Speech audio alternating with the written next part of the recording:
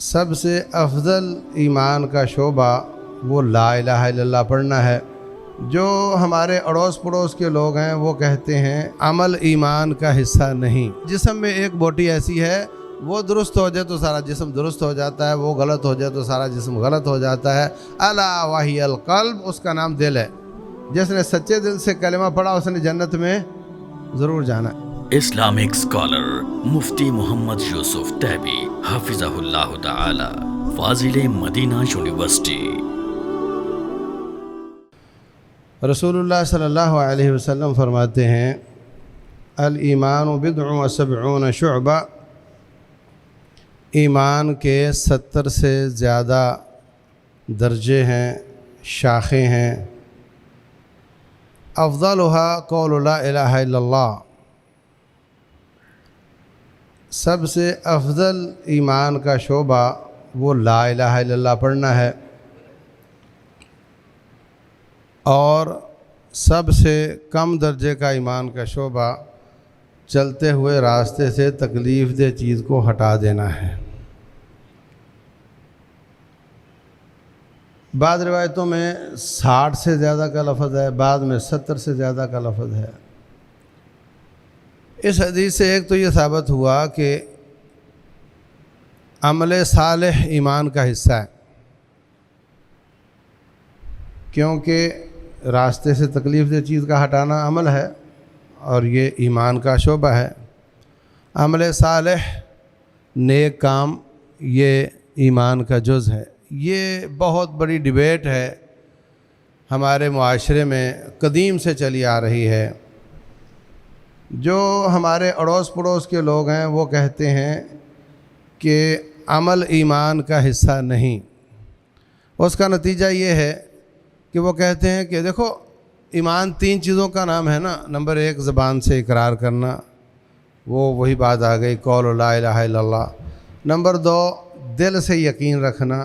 Number 3 نیک کام کرنا۔ یہ تینوں چیزیں ملیں تو ایمان ہوتا ہے۔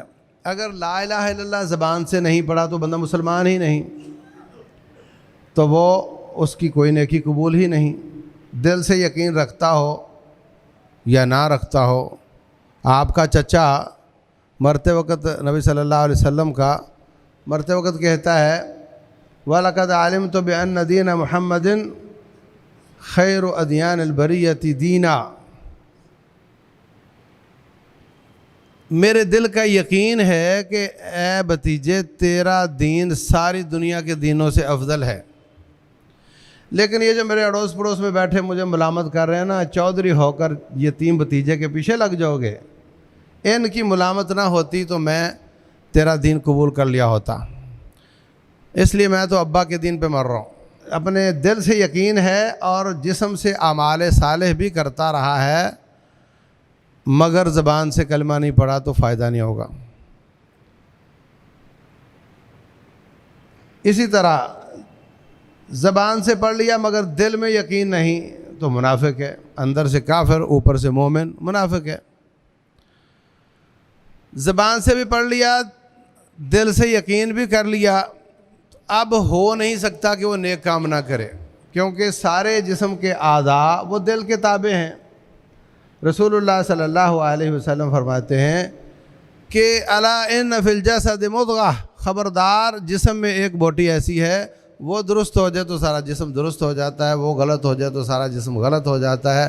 الا وہی القلب، اس کا نام دل ہے۔ تو جب دل مومن ہے تو جسم نیکیاں کرے گا ہی کرے گا۔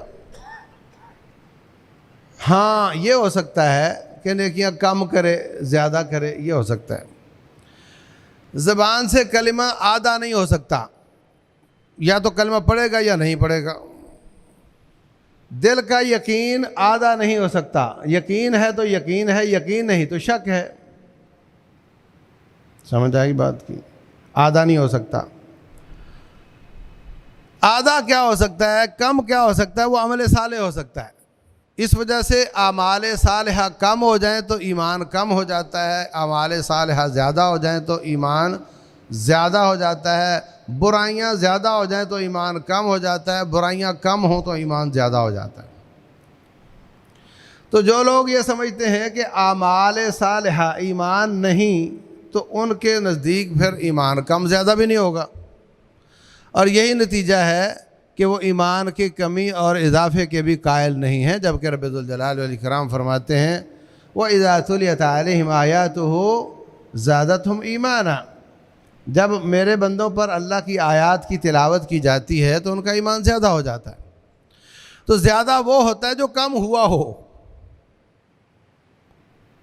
اس لیے ہمارا عقیدہ یہ ہے کہ ایمان 3 چیزیں ہیں، نمبر 1 زبان سے اقرار، نمبر 2 دل سے یقین، اور نمبر 3 نیک کام کرنا۔ نیک کام زیادہ ہو گئے تو ایمان زیادہ ہو جائے گا، کم ہو جائے تو کم ہو جائے گا۔ تو یہ حدیث جو میں نے آپ کے سامنے پڑھی تھی کہ ایمان 70 سے زیادہ شعبے ہیں، ان میں سے افضل ہے کلمہ پڑھنا، تو ثابت ہوا کلمہ پڑھنا بھی ایمان ہے، اور کم تر درجہ ہے راستے سے تکلیف دہ چیز کو ہٹانا، تو یہ عمل ہے، اس سے ثابت ہوا عمل بھی ایمان ہے۔ اور جہاں تک یقین کا تعلق ہے تو ایمان کا مطلب ہی یقین ہوتا ہے، ایمان کا معنی ہی یقین ہوتا ہے، تو یہ تینوں چیزیں ملیں تو ایمان ہوتا ہے۔ دوسری بات یہ سمجھیں کہ جس نے لا الہ الا اللہ پڑھ لیا، جو کہ ایمان کا افضل ہے، افضل جز ہے، وہ جنت میں ضرور جائے گا۔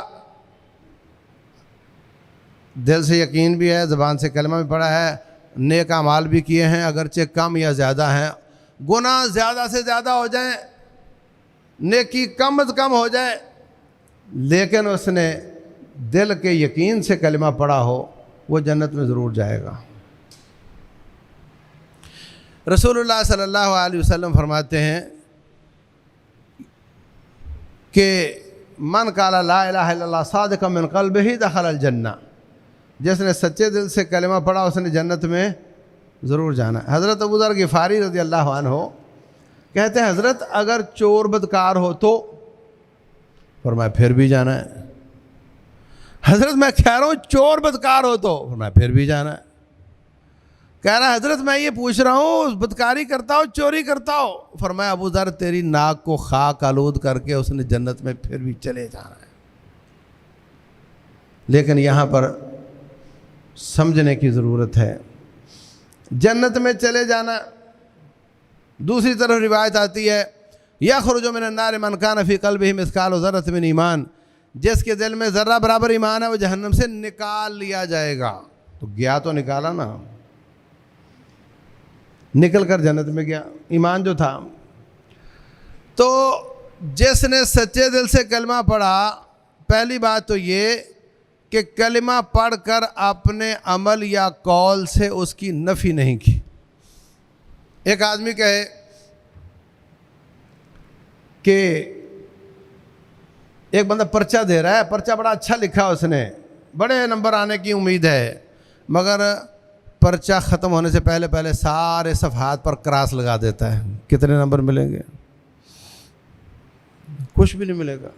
تو جو شخص لا الہ الا اللہ پڑھ کر کہ اللہ تیرے سوا کوئی عبادت کے لائق نہیں، پھر غیروں کی عبادت کرتا ہے، تو وہ اپنے کلمے پر کراس لگا دیتا ہے۔ زبان سے کہتا ہے فلاں مدد کر جا، فلاں مدد کر جا، فلاں مدد کر جا، تو وہ اپنے قول سے کراس لگا دیتا ہے یا اپنے عمل سے کراس لگا دیتا ہے شرک کر کے۔ اچھا پھر ہمارے مسلمان کی حالت یہ ہے کہ وہ روزانہ مرتا جیتا ہے، ادھر ایمان ادھر پھر شرک، ادھر پھر ایمان ادھر پھر شرک۔ اگر آخری کام شرک ہوا تو کبھی جہنم سے نہیں نکلے گا، اور اگر آخری کام ایمان ہوا تو اللہ تعالیٰ پچھلے معاف کر کے جنت دے دے گا۔ دیکھنا ہے موت کس حالت میں آتی۔ انما الاعمال بالخواتیم، اعمال کا دار و مدار خاتمے پر ہے۔ تو جس نے سچے دل سے کلمہ پڑھا وہ جنت میں ضرور جائے گا کا معنی ہو سکتا ہے راستے میں سٹاپ کرتا ہوا جائے جہنم میں، اور ہو سکتا ہے ڈائریکٹ جائے، لیکن جائے گا ضرور۔ یہی معنی ہے رب ذوالجلال کے اس فرمان کا کہ ان اللہ لا یغفر ان یشرک بہ ویغفر ما دون ذلک لمن یشاء، اللہ اس بات کو کبھی معاف نہیں کرے گا کہ اس کے ساتھ شرک کیا جائے، شرک سے نیچے جتنے بھی جرم ہیں جس کو چاہے گا معاف کرے گا۔ تو جس کو چاہے گا کا مطلب صاف صاف ہے کہ اگر تو شرک سے کم درجے کے چوری بدکاری جو بھی گناہ ہیں اگر اس نے معاف کر دیے تو ڈائریکٹ جنت میں چلا جائے گا، معاف نہ کیے تو سزا پا کر جنت میں چلا جائے گا۔ میں کہتا ہوں جو اس بس پر بیٹھے گا وہ کراچی چلا جائے گا، کیونکہ اس پر بورڈ لگا ہوا کراچی کا، تو ٹھیک ہے، وہ راستے میں 1000 سٹاپ بھی کرے جائے گی ضرور۔ میں کہتا ہوں جو اس جہاز میں بیٹھے گا وہ کراچی میں جائے گا، میں کہتا ہوں جو اس ریل پر بیٹھے گا وہ کراچی میں جائے گا، تو جائے گا تو سارے جائیں گے، مگر سب کے جانے کے انداز مختلف ہیں۔ اسی طرح جو کلمہ پڑھے گا سچے دل سے وہ جنت میں جائے گا، لیکن اگر اللہ نے معاف کر دیا تو ڈائریکٹ جائے گا، نہ کیا تو جہنم میں سزا پا کر نکال لیا جائے گا، پھر جائے گا۔ حدیث صحیح ہے، مطلب اس کو سمجھنے کی ضرورت ہے۔ تو کوئی گناہوں پر شیر نہ ہو جائے، کوئی گناہوں پر جرت مند نہ ہو جائے کہ کلمہ پڑھ لیا ہے تو اب تو جنت میں جانا ہی جانا ہے۔ کبھی سگریٹ والے سے سگریٹ لے کر اپنے بازو پہ لگا کر دیکھو کیا بنتا ہے، جہنم میں جانا کوئی آسان کام نہیں ہے۔ اس لیے بے خوف نہ ہو جاؤ کہ ابھی بس کلمہ پڑھ لیا، سچے دل سے پڑھا، اب تو فکر کی بات نہیں ہے، ایسا نہیں ہے۔ بس دعا کرو کہ اللہ ہمیں ڈائریکٹ جنت میں لے کر جائے، مزہ تب ہے۔ اور جنت میں بھی غریب آباد میں نہ رہیں بلکہ جنت کے بھی ڈیفنس میں رہیں، ہاں، اور اس کا نام ہے فردوس الاعلیٰ۔ رسول اللہ صلی اللہ علیہ وسلم فرماتے ہیں جب بھی اللہ سے مانگو فردوس مانگا کرو، یہ جنت کا سب سے وسط اور اعلیٰ مقام ہے، یہیں سے چشمے پھوٹتے ہیں تو ساری جنت کو سیراب کرتے ہیں۔ تو اس لیے ہمیں اپنے گناہوں پہ توبہ کرتے رہنا ہے اور ہمیں ہر زیادہ سے زیادہ نیکیوں کی کوشش کرنی ہے، اور ہمیں اللہ تعالیٰ ڈائریکٹ جنت عطا کرے یہ مانگنا ہے، اور یہ کہ اللہ ہمیں جہنم کی تو نہ بدبو اور نہ گرم ہوا بھی نہ دکھائے، اور رب ذوالجلال ہمیں ڈائریکٹ اعلیٰ جنت میں داخل فرمائے۔ اللہ تعالیٰ عمل کی توفیق دے، دعائیں قبول کرے۔ وما علینا الا البلاغ۔